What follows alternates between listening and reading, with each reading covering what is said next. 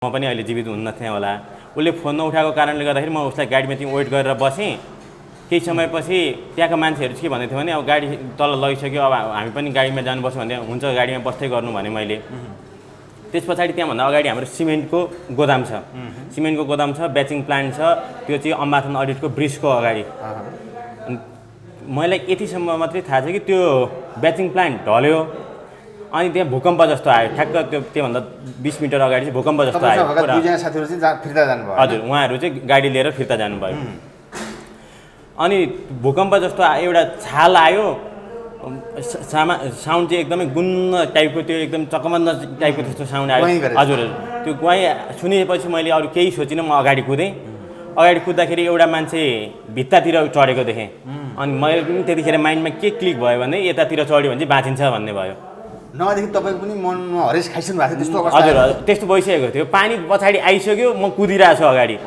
त्यो पछाडि त्यतिखेर पानी आयो भने त मैले त्यतिखेर राम्रै देख्दा नि देखिनँ, खुट्टाबाट फिल भयो पानी आएको। अनि त्यो अगाडि मान्छे चढेको देखेपछि चाहिँ यता चढ्यो भने चाहिँ बाँचिन्छ जस्तो फिल भयो।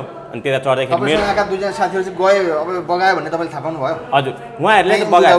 उहाँहरूले क्रेन अपरेटर र लोडर अपरेटर हुनुहुन्थ्यो, उहाँहरू अगाडि जानुभयो। उहाँहरू हुनुहुन्छ हुनुहुन्न मलाई थाहा भएन त्यतिखेर त। अब त्यस्तो पाइन्छ उहाँहरू, त्यतिखेर मैले केही थाहा पाइनँ। अनि त्यस पछाडि म त्यो भिरमा जुन चढेँ, रुख 4 हात खुट्टा टेकेर माथि चढेँ। पहिले नै हामी त्यो सामान ओसार्दा पनि थाकिसकेको थियौँ एक त। अनि माथितिर चढ्दाखेरि त्यो इन्डियन भाइहरू थिए, वो पिआइएलका भाइहरू थिए, हाम्रा इलेक्ट्रिसियन दाइहरू थिए, हाम्रो लेबर सर्किट फोरम्यानहरू थिए। अनि उनीहरू पनि रुँदै कराउँदै जाँदै थियो, हुँदैन डराउनु हुँदैन भन्दै माथि चढ्यौँ। अनि माथि चढेर म एकचोटि मैले पछाडि फर्केर हेर्दाखेरि मैले के देखेँ भनेदेखि तल त्यो खोलाको लेभल चाहिँ बढेर जुन छानो हुन्छ, त्यो क्याम्पको छानो छ। सुरुमा त खोलाबाट क्याम्प आउनलाई 10 मिटर छ, अनि त्यो छानो लगभग 3-4 मिटर हुन्छ। त्यति 14 मिटर माथि जति वाटरको लेभल थियो। अनि त्यो छानाहरू चाहिँ पुरा त्यसमा फ्लड भइरहेको थियो। त्यस्तो कन्डिसन देखेँ, त्यो प्रत्यक्ष देखेँ। त्यो एक झलक हेरेँ, त्यस पछाडि हेर्न सक्ने आँटै भएन। हामी त माथि मात्रै सोचेर माथि जति चढ्यो त्यति बाँचिन्छ भन्ने फिल भयो। हजुर, अनि त्यहाँ अलिकति माथि पुगेपछि के भयो भनेदेखि एकजना इन्डियन जो प्रिसिजनमा काम गर्थे, हाइड्रो मेकानिकलको काम गर्ने एकजना 40-50 वर्षको एकजना कामदार हुनुहुन्थ्यो। उहाँ चाहिँ बाढीमा पर्नु भएछ। पछि उहाँको कुरा सुन्दाखेरि बाढीमा परेर पनि बाँचेर बाढी लुगासुगा सब बगाइसकेर पनि उहाँले एउटा पुरानो गाडीको केही समाएर माथि चढ्न सक्नुभएको रहेछ। उहाँ चाहिँ पुरा केही पनि लुगा नभइकन डुबेर टाउकोदेखि जिउसम्म पुरै डुबेर पनि उहाँ बाँचेर त्यहाँ आइपुग्नु भएको रहेछ। अनि उहाँलाई मैले लगाएको ज्याकेट दिएँ, उहाँको झाक्ने कपडा पनि थिएन त्यतिखेरसम्म। अनि पुरै नाङ्गे हुन्थ्यो। त्यस पछाडि अनि हामी अगाडिको 6 जना अरू साथीहरू थिए, उनीहरू अलिक छिटो हिँड्यो, उनीहरू अगाडि भए। अनि हामी त्यो सहयोग पनि गर्न थाल्यौँ। हामी अलिकति पछाडि पऱ्यौँ, अरू 6 जना चाहिँ। अनि एकदमै मुसलधारी पानी परेको छ, तलबाट त्यो खोलाले भित्तामा हान्दो रहेछ, त्यो बहावले हान्दो रहेछ, भूकम्प आए जस्तो फिल हुन्छ, आवाज एकदम गुन्नुन्न आवाज आउँछ। अनि तरङ्गित भएर हामी माथि चढ्दै गऱ्यौँ। एउटा ओडार आइपुग्यो। त्यो ओडारमा पुग्नका लागि पनि कहिले घरि एकदमै गहिरो खाल्डो जस्तो छ, फेरि डाँडो जस्तो छ, खुट्टा अलिकति चिप्लियो भनेदेखि फेरि खोलामा झर्ने जस्तो भिड छ। त्यो लाङटाङ राष्ट्रिय निकुञ्जको भिड पर्छ। त्यो झरियो भने बाँच्ने अवस्था छैन फेरि। अनि 4 हात खुट्टा टेक्दै त्यहाँ पुग्दाखेरि एउटा ओडार आयो, एकदमै धेरै ठुलो वर्षा भएकोले त्यो ओडार पाउँदाखेरि स्वर्गमा पुगे जस्तो भयो एकछिन चाहिँ। अनि त्यो ओडारमा पुगेर त्यो हाम्रो इन्डियन जुन पानीमा भिजेर बाँचेर आएका थिए, ऊ चाहिँ पुरै कामिरहेको थिए। डर पनि भयो, चिसो पनि भयो। त्यस्तो कन्डिसनमा कुद्दाखेरि कामिरहेको थिएँ। अनि एउटा साथी, चुरोट खाने साथीले चाहिँ लाइटर बोक्नु भएको रहेछ। अनि त्यहाँभित्र अलि झिझा पत्कर भेला पारेर आगो बाल्यौँ। अनि त्यो उहाँलाई पनि अलिक वार्म फिल भयो, हामीलाई पनि अलिकति रिलिफ भयो त्योबाट। त्यस पछाडि आधी घन्टा जति त्यहाँ बसेपछि ल रातभरि यहाँ बस्ने भनेर हामीले प्लान त गरेको थियौँ। हजुर, तर त्यो मोबाइलमा चार्जहरू अलिअलि बाँकी पनि थियो। अनि तलको त्यो खोलाको साउन्ड सुनेर हामी फेरि डरायौँ। त्यो खोलाले त त्यही लग्ने हो कि, हजुर, त्यो ओडार नै माथिबाट फेरि पानी परिरहेको भएर त्यो पुरै ओडार नै तल झर्ने हो कि भन्ने त्यो डर भयो। अनि उहाँलाई हामीले 3 जनाले समाएर ल होइन यहाँ बसेर त फेरि मर्न नि सकिन्छ, बरु यति त आयो माथि जानुपर्छ जसरी पनि भनेर 3 जनाले उहाँलाई डोर्याएर अनि करिब 2 घन्टा जति माथि हिँडेपछि त्यो मेलम्ची घ्याङ जाने एउटा बाटो छ। हजुर, उकालो ठाडो उकालो गरेर जस्तो तलको थियो त्यो जङ्गलभित्रको बाटो भन्ने त छैन। 2 घन्टा हिँडेपछि हजुर 1.5 देखि 2 घन्टासम्म हिँडेपछि 4 हात खुट्टा टेकेर हिँडेछ त्यो भर्खर त्यो डडेलो लागेर पछि उम्रेको झार हुन्छ त्यो झारहरू समाउँदै माथि पुगेपछि बल्ल बल्ल बल्ल रोड आयो अनि रोड आएपछि अब चाहिँ बाँचियो भन्ने चाहिँ रेडी भयो अनि घरमा फोन गरेँ मतलब न्युज आउलाई न्युज आयो भने नडराउनु नतर्सिनु म बाँचेको छु भनेर घरतिर फोन गरेँ साथीहरूलाई फोन गरेँ अर्को चाइनिजको जुन शम्भु मण्डल भन्ने चाइनिज तल्लो क्याम्पमा बसिरहेको थियो उसलाई फोन गरेँ त्यस पछाडि अलिकति मलाई चाहिँ के लाग्यो भने माथिल्लो क्याम्पमा हामी चाहिँ बाँच्यौँ अरू चाहिँ कोही पनि बाँचेको छैन जस्तो फिल भयो किनभनेदेखि त्यस्तो आउँदाखेरि त को गयो होला र जस्तो भयो कि बाँच्ने सम्भावनै थिएन कसरी बाँचेँ भनेर म अहिले पनि अचम्म पर्छु त्यति 10 सेकेन्डभित्र सबै सकिएको थियो त्यहाँको तपाईँले हेर्दै अनि त्यहाँ साथीसँग हिँडेका पनि गुमाउनु पर्यो हजुर त्यस पछाडि म माथि पुगेपछि तल त्यो रोड टर्निङबाट तल झरेपछि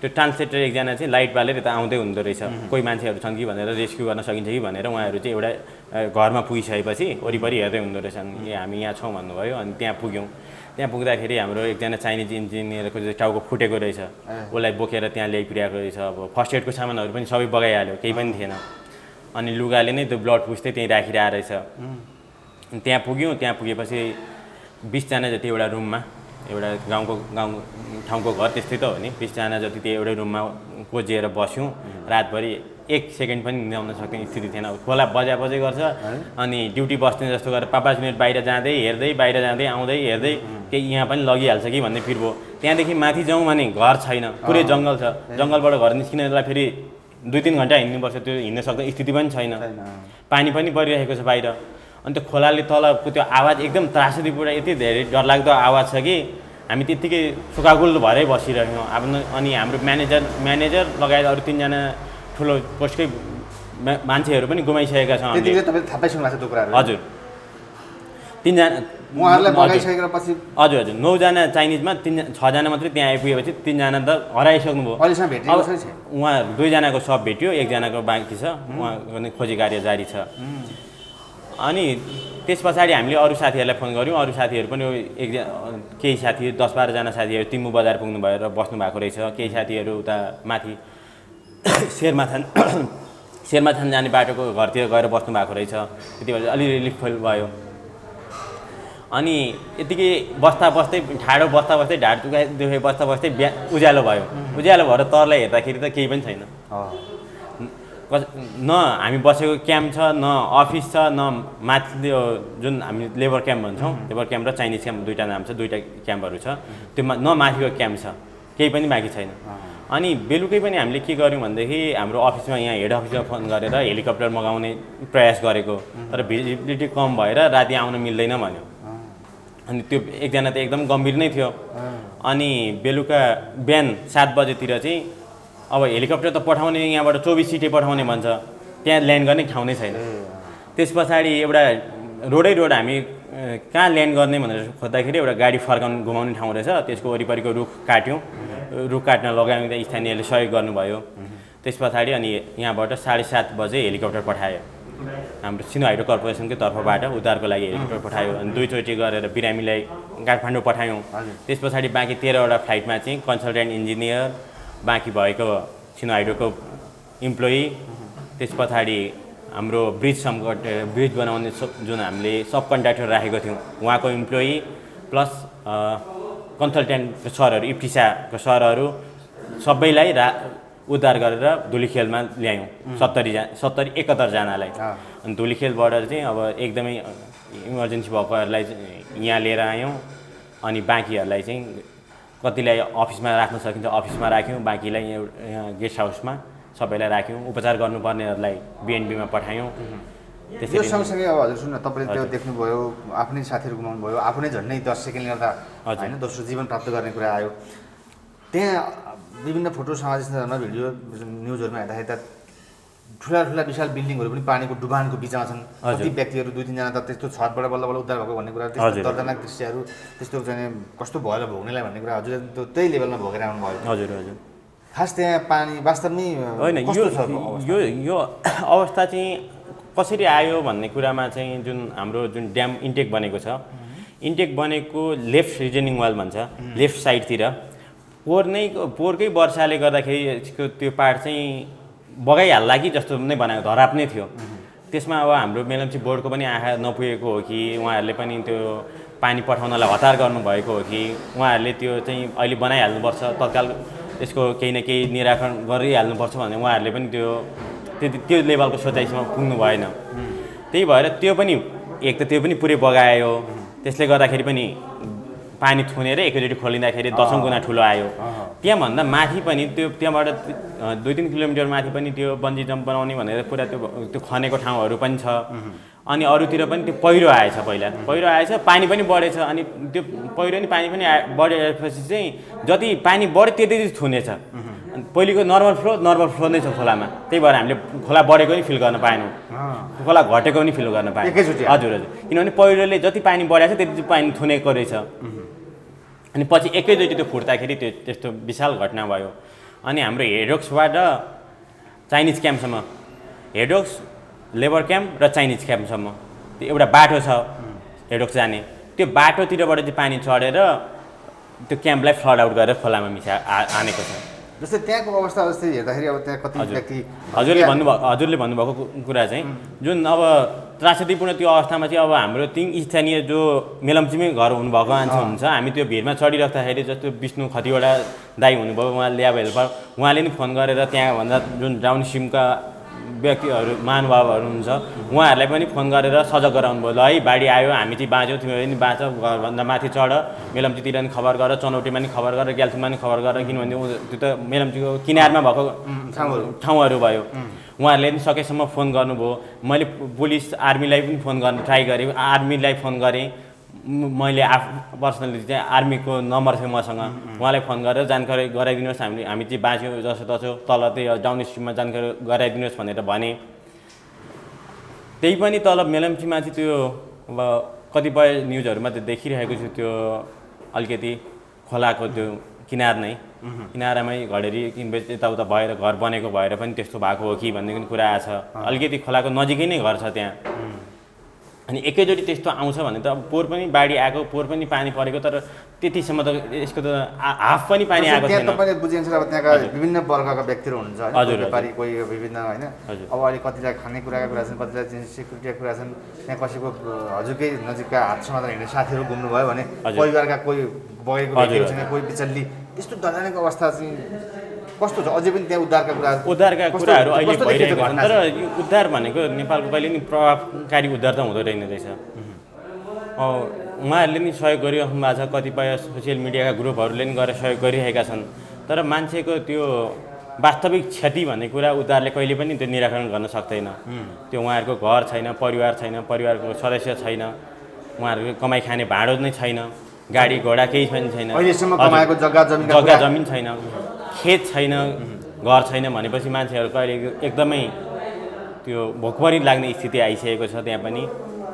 अब यसलाई कसरी निराकरण गर्ने भन्दाखेरि पनि अब यहाँभन्दा उपरान्त फेरि यस्ता घटनाहरू घट्न नदिनको लागि खोलाको नजिकै किनारमा बस्ती बसाल्दाखेरि कस्ता खालका मापदण्ड अपनाउने भन्ने कुरा पनि त्यो अगाडि बढ्नु जरुरी छ। हजुरले पनि आफ्नैसँगै यत्रो समयसम्म काम गरेको साथीहरू गुमाउनु पर्दाखेरिको वास्तविक पीडा हजुर त्यो सुन्दा थाहा पाउँदाखेरि चाहिँ कस्तो समस्या भयो भनौँ न? अब यो चाहिँ सुरुमा त विश्वास नै हुँदैन। म आफैले पनि मसँग त्यो काम गर्ने मान्छे छैन रे भन्दाखेरि त्यो सबको फोटो मैले पाएँ, तर पनि मलाई त्यो मान्छे छैन भनेर अहिलेसम्म पनि त्यो मैले आफैलाई विश्वास दिलाउन सकेकै छैन अहिले। हजुर, त्यो एकदमै उसको त्यो नाम सम्झिन्छ, उसलाई उसँगै गरेको काम सम्झिन्छ, उसलाई गरेको टेक्स्ट सम्झिन्छ। त्यो एकदमै जुन मान्छे चाहिँ हुनुपर्ने मान्छे छ, त्यो देशको लागि कम्पनीको लागि चाहिने मान्छे छ, त्यो मान्छेहरू गुमाउनु पर्दाखेरि अझ उनीहरूको परिवारको पीडा सुन्दाखेरि त्यो त केही तुलना गर्न सक्ने भाव नै छैन। त्यो तपाईँ आफै भोग्नुभयो? हजुर हजुर। त्यो पीडा झल्केको छ, साथीहरूका प्लान, तपाईँका योजना? हजुर हजुर, भविष्यका योजना देखेको, अझ ऊ चाइनादेखि आएर नेपालको प्रोजेक्टमा आएर सहयोग गरिरहेको उनीहरू, नेपालकै पनि भए, हाम्रो बुटवलदेखि आउनुभएको, झापादेखि आएर प्रोजेक्टमा काम गरिराख्नु भएको दाइहरू हुनुहुन्न। नराम्रो लाग्छ, बचाउन सकेको भए हुन्छ जस्तो लाग्छ, तर त्यतिखेर अब आफू बाँच्नलाई धम्मे परेको बेला अरूलाई बचाउन सकिँदो रहेन रहेछ। हामीले हजुर आयो त्यतिखेर सकिन्छ भन्दा बचाउन सकिन्छ भन्दा हामी फर्किन सक्थ्यौँ, तर आफू नै नबाच्ने स्थिति भएपछि आफै बाँच्न खोजिँदो रहेछ त्यो परिस्थितिले त्यस्तै देखायो, त्यही बुझायो। जस्तै उहाँको परिवारहरू तपाईँ के भन्नुहुन्छ हजुर उहाँको बारेमा? अब यहाँ पनि एकजना हाम्रो रेशमलाल सार्की फोरम्यानको परिवार चाहिँ यहीँ आएर बस्नु भएको छ। उहाँले भन्नुभयो खोजी कार्य चाहिँ गरिदिनुहोस्, अब सब भेट्न शास्ता भेट्न गाह्रै हुन्छ अब, तर सब भए पनि हामीले भेटियो हुन्थ्यो भनेर उहाँले गुहार गरिराख्नु भएको छ। हामीले पनि नेपाल पुलिस, आर्मी, एपिएफहरूलाई यस्तो यस्तो छ कन्डिसन भनेर उहाँहरूको जुन व्यक्तिगत विवरण छ त्यो पठाइदिइराखेको छौँ। यस्तै छ सर। अब यसबाट चाहिँ फेरि रिकभर भएर नर्मल कन्डिसनमा कसरी पुग्ने होला भनेर त्यो एउटा दिमागमा घुमिरहेको छ।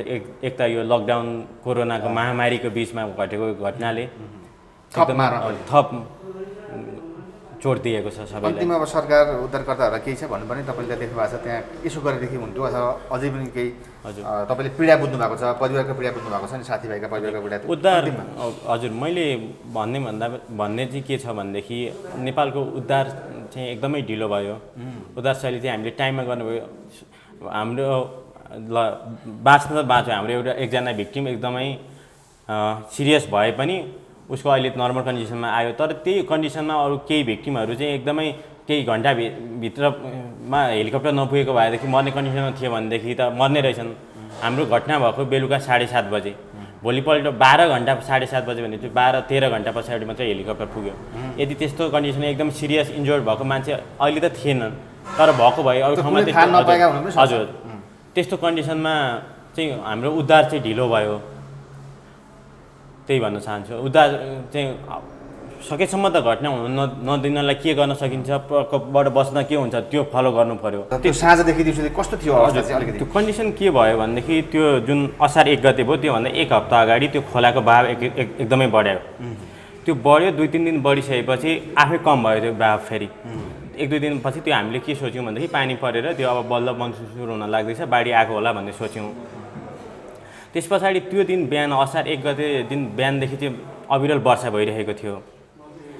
त्यो वर्षाको टाइममा चाहिँ अनि हामीले के गेस गऱ्यौँ भनेदेखि अब माथिबाट पानी ठुलो पऱ्यो भनेदेखि त बाढी नै आउन सक्छ भन्यो। हामीले त्यो नवनिर्मित पुल थियो त्यसको छेउछाउमा त्यसको फाउन्डेसनमा ढुङ्गाहरू राख्यौँ, त्यसलाई सपोर्ट गऱ्यौँ। त्यस पछाडि दिउँसो खाना खाने टाइम हाम्रो 12 बजे हुन्छ, 12-1 बजेसम्म हाम्रो खाना खाने लन्च टाइम हुन्छ। त्यतिखेरसम्म पनि खोलाको स्थिर नै थियो, अलिअलि कालो पानी बग्न चाहिँ थालेको थियो। पहिरो पानी आयो त्यो मात्रै भयो। त्यस पछाडि 2 बजेदेखि चाहिँ एकदमै खोलाले काठसाठ बगाएर ल्याउन थाल्यो, एकदमै कालो मैलो पानी आउन थाल्यो। हजुर त्यो पहिलेको वाटर लेभलभन्दा लगभग 30-40% जति पानी बढी आउन थाल्यो, त्यो थाहा हुन थाल्यो। हजुर हजुर। त्यस पछाडि त्यतिखेरसम्म पनि हामीले अब त्यो हामी त्यहाँ त नयाँ भयौँ। अघिल्लो वर्ष पनि त्यस्तो बाढी आउँथ्यो, तर त्यो त्यतिकै सकिन्थ्यो, 1-2 दिन बाढी आउँथ्यो त्यो सकिन्थ्यो हुन्थ्यो। तर त्यो यसपालको बाढी चाहिँ अब त्यो कालो मैलो आएर माथि कहीँ पहिरो गयो कि भन्ने थियो हाम्रो अनुमान चाहिँ थियो। त्यस पछाडि हाम्रो बेलुका 6 बजे ड्युटी सकिन्छ। 6 बजेतिर ड्युटी सकिने बेलामा चाहिँ साइडबाट हाम्रो म्यानेजर र ड्युटी साइट इन्जिनियर गएर हेरेर आउँदाखेरि माथिको चाहिँ एकदमै ठुलो बाढी आइरहेको, अब चाहिँ हामी बच्नुपर्छ भन्ने उहाँहरूबाट इन्फर्मेसन पायौँ। त्यस पछाडि म्यानेजरले के भन्नुभयो भनेदेखि हाम्रो अफिस चाहिँ खोलाकै छेउमा छ, खोलाभन्दा 10 मिटर माथि ग्याबिन उठाएर ग्याबिनको छेउमा अफिस छ। अनि त्यहाँ भएको सामान र स्टोर पनि खोलाकै त्यो किनारकै ग्याबिन माथि छ। स्टोरको सामान चाहिँ हामीले त्यहाँभन्दा माथि 20 मिटर माथिको क्याम्पमा ओसार्यौँ। त्यहाँको सामानहरू हामीलाई आर्मी एपिएफले पनि सहयोग गर्नुभयो त्यो सामान ओसार्नको लागि।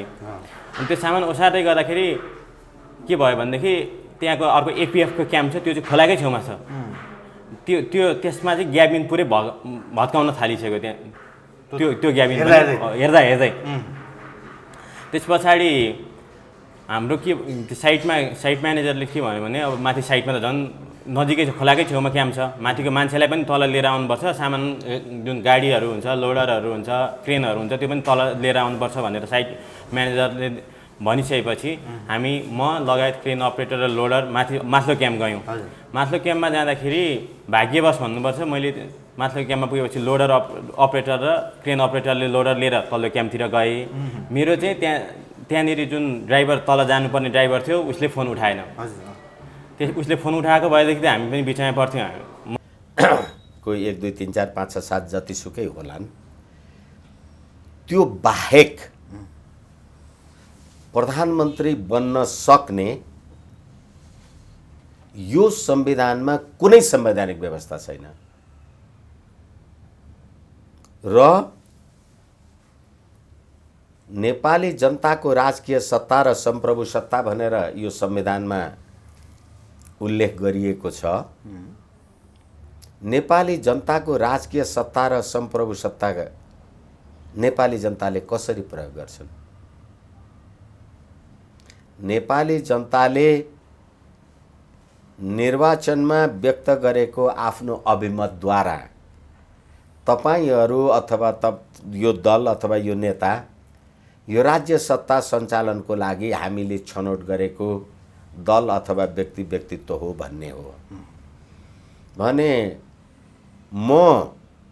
मसँग राजकीय सत्ता र संप्रभु सत्ता हुने, मैले तपाईलाई अथवा पार्टीलाई मतदान दिने र तपाईँ प्रतिनिधि सभामा संविधानको धारा 76 बमोजिम प्रतिनिधि सभाको सदस्य हुने अनि त्यही संविधानको धारा 76 बमोजिम बहुमतको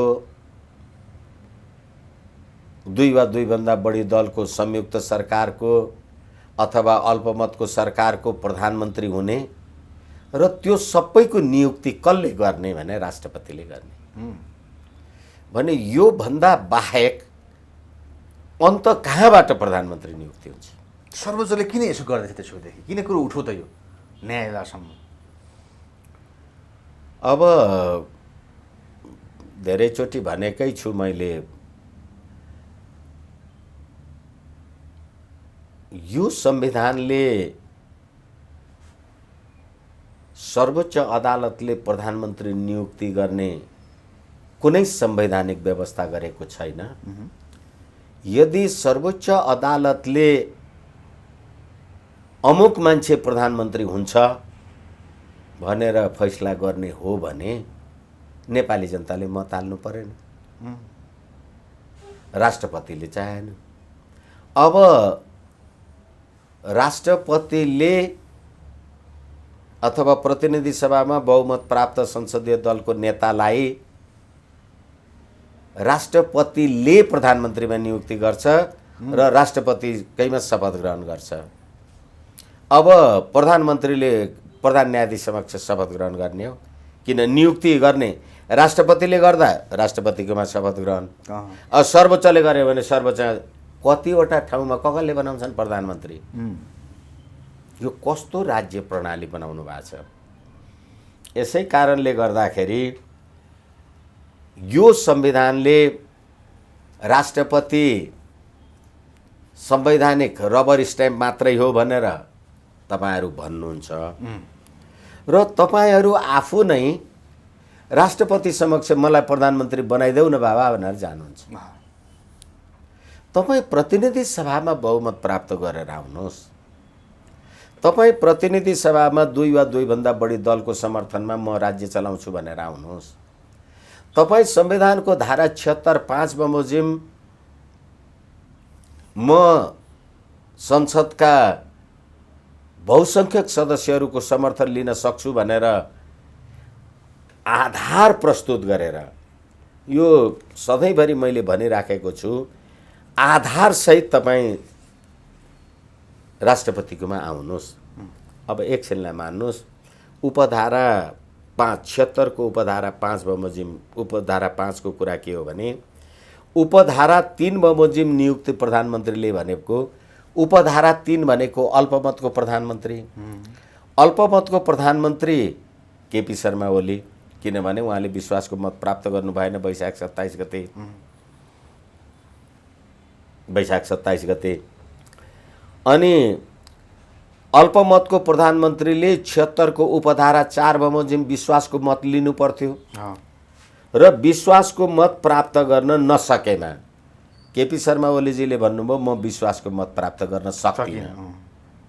अब तपाईँ भन्नुहुन्छ पार्लियामेन्टमा गएर त्यो कुरा भन्नु पर्थ्यो, तर 76 5 मा के भन्यो भने हिजो त मलाई उपधारा 3 बमोजिम प्रधानमन्त्री बनाउँदा तपाईँले मलाई 30 दिनभित्र विश्वासको मत लिनुहोस् सम्मान्य प्रधानमन्त्रीज्यू, होइन भने तपाईँ प्रधानमन्त्री हुनुहुन्न भनेपछि मैले भने म विश्वासको मत लिन सक्दिनँ। भनेपछि म विश्वासको मत लिन नसक्ने बित्तिकै संविधानको धारा 77 बमोजिम म पदबाट मुक्त भएँ। मेरो पद रिक्त भयो। पद रिक्त भयो, राजीनामा गरेका छैन। अनि उपधारा 4 बमोजिम विश्वासको मत त प्राप्त गर्न सकिएन। नसकेपछि के गर्नु पर्यो भने उपधारा 2 बमोजिमको कुनै सदस्यले, उपधारा 2 बमोजिमको कुनै सदस्य भनेको के हो? प्रतिनिधि सभामा कुनै पनि दलको स्पष्ट बहुमत नरहेको अवस्थामा प्रतिनिधि सभामा प्रतिनिधित्व गर्ने 2 वा 2 भन्दा बढी दल भनेपछि फेरि त्यहाँ दलको कुरा गर्यो। अनि 2 वा 2 भन्दा बढी दलको कुरा गर्ने बित्तिकै उपधारा 2 बमोजिमको कुनै सदस्य भनेको को हो? दलको सदस्य। दलको सदस्य भन्ने बित्तिकै निर्दलीय त होइन होला।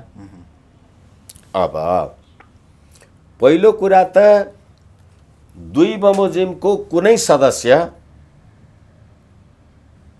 राष्ट्रपतिजी कहाँ दाबी गर्न जानु भएन। हुँदै भयो।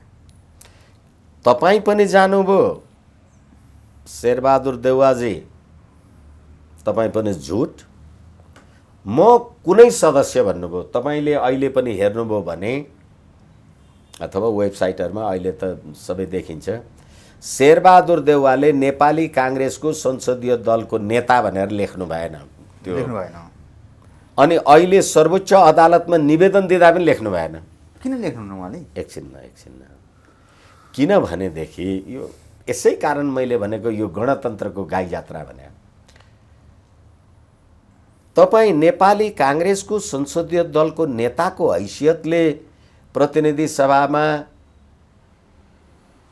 हिजोसम्म विराजित भएको मान्छे तपाईँ राष्ट्रपतिकोमा जाँदाखेरि चाहिँ तपाईँ संसदीय दलको नेताबाट कहिले हट्नुभयो?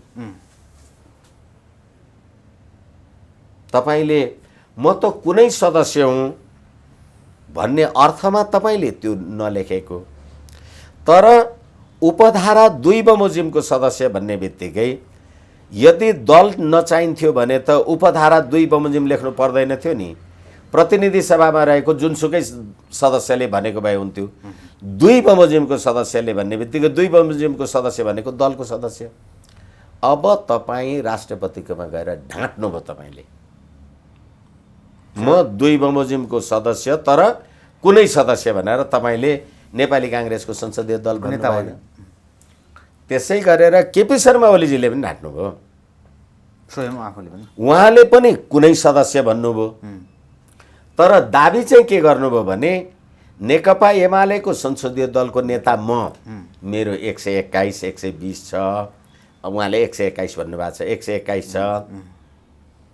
जसपा जनता समाजवादी पार्टीको 32 छ भनेपछि म 153 हुँ। म कुनै केपी शर्मा ओली हो नि। दुईटैले झुट बोल्नु। पुरै झुट हो। दुईटै झुट हो होइन। मैले तपाईँलाई भने नि केपी शर्मा ओली र शेरबहादुर देउवा संसदको कुनै सदस्य हो कि संसदीय दलको नेता हो? नेता हो। नेता हो भने त उहाँहरूले प्रश्न झाँट्नुभयो। अब त्यसो गरेपछि यही 76(5) को कुरा के हो भने 2 बमोजिमको कुनै सदस्यले प्रतिनिधि सभामा विश्वासको मत प्राप्त गर्न सक्ने आधार प्रस्तुत गरेमा अब तपाईँ राष्ट्रपति, म दरखास्त लिएर गएँ। म प्रतिनिधि सभामा विश्वासको मत लिन सक्छु। मलाई प्रधानमन्त्री बनाऊ। मसँग 149 छ। म केपी शर्मा ओली, म प्रतिनिधि सभामा विश्वासको मत लिन सक्छु।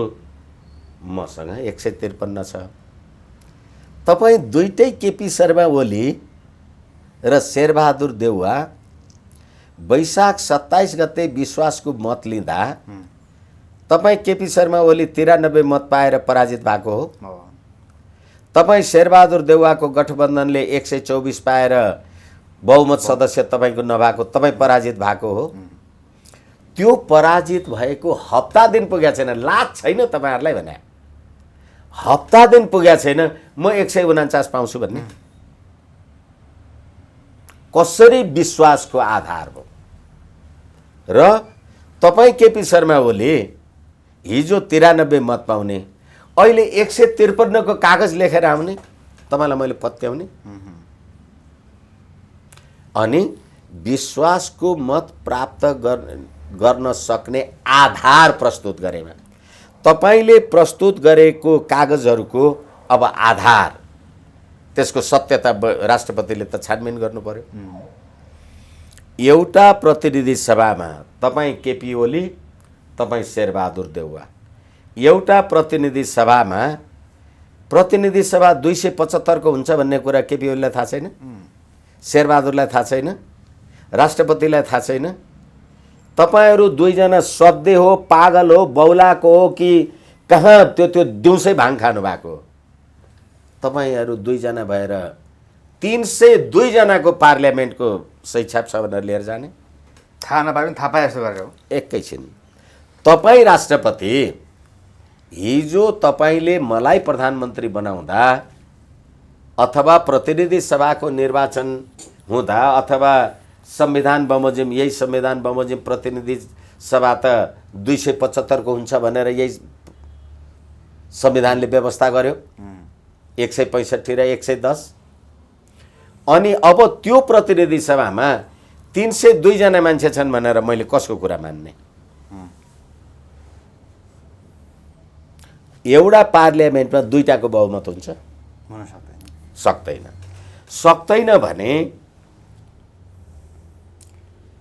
प्रतिनिधि सभामा विश्वासको मत प्राप्त गर्न सक्ने आधार प्रस्तुत गरेमा यो आधार ठिक भयो?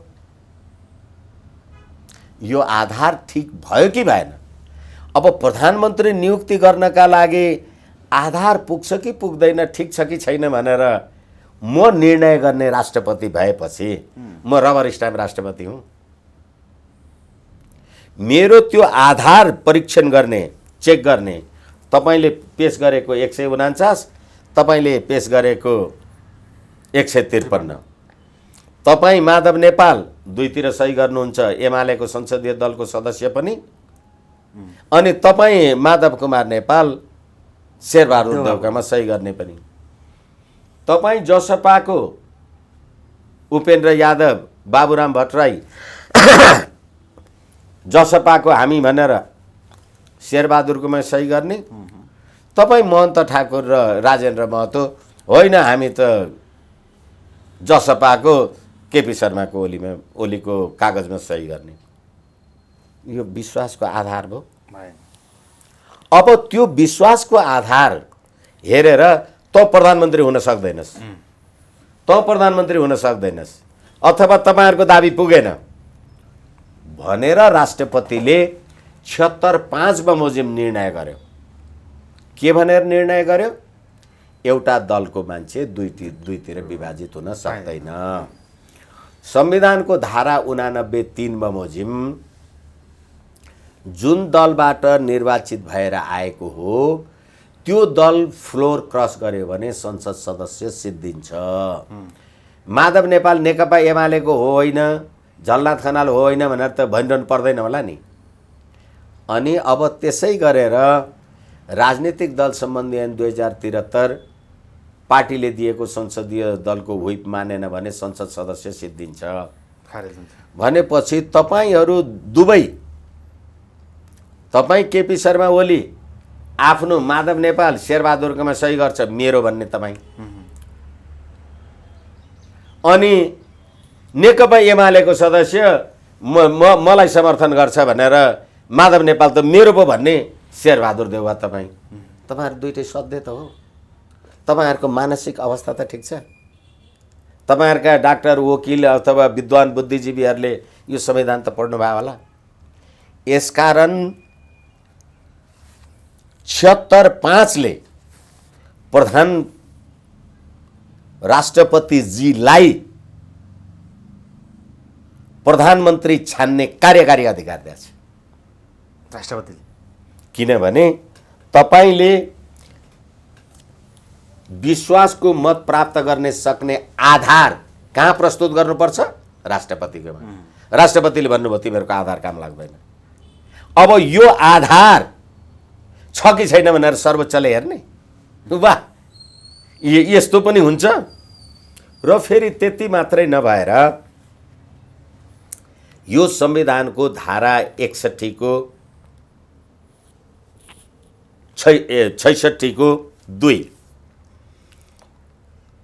उपधारा 1 बमोजिम राष्ट्रपतिको बमोजिम अधिकारको प्रयोग वा कर्तव्यको पालना गर्दा यो संविधान वा सङ्घीय कानुन बमोजिम कुनै निकाय वा पदाधिकारीको सिफारिसमा गरिने भनी किटानसाथ व्यवस्था भएको कार्य बाहेक राष्ट्रपतिबाट सम्पादन गरिने अरू जुनसुकै कार्य मन्त्री परिषदको सिफारिस र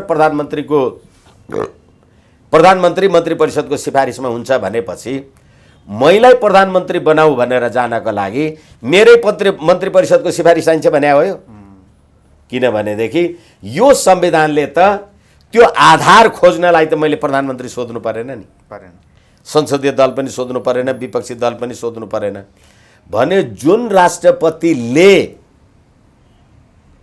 आधार र कारण सहित प्रधानमन्त्री नियुक्त गर्ने र नगर्ने अधिकार राख्छ त्यो राष्ट्रपति रबर स्ट्याम्प हुन्छ। यसै कारणले फेरि पनि मैले भने यो 2078 जेठ 7 गते